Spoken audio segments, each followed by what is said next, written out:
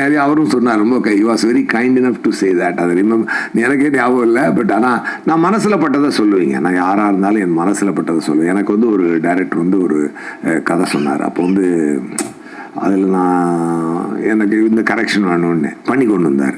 இல்லை இந்த இன்னொரு கரெக்ஷன் வேணும்னு, அதையும் பண்ணுறேன் சார் அப்படின்னாரு. அப்புறம் ஒரு நிமிஷம் பொறுங்க, எனக்கு ஒரு வாழ்க்கை இருக்குது, நான் போய்கிட்டு இருக்கேன். நான் வேணும்னு சொல்லி நீங்கள் வந்து பல மாற்றங்கள் பண்ணி உங்கள் வாழ்க்கையை இழந்துடாதீங்க.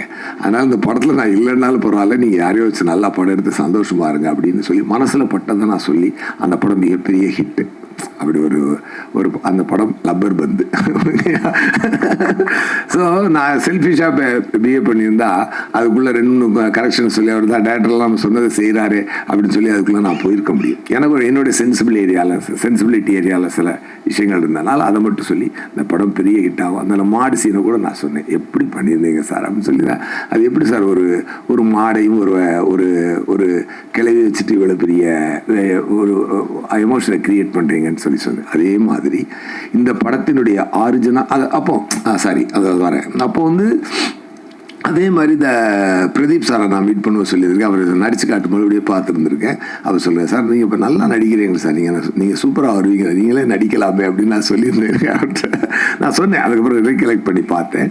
நீங்கள் மான்ஸ்டர் லொக்கேஷனுக்கு வந்து எனக்கு மைண்டில் ஞாபகம் இல்லை, பட் அந்த இதை சொன்னது எனக்கு ஞாபகம் இருக்குது. பட் அப்படி சொல்லி நடந்த ஒரு 7 வருடத்திற்குள் ஒரு மனிதன் 0 to ஹீரோ ஆகிறான்னா அப்போ வந்து கடவுள் எவ்வளோ பெரிய அனுக்கிரகத்தை கொடுத்துருப்பான். Really I wish you a very great success sir.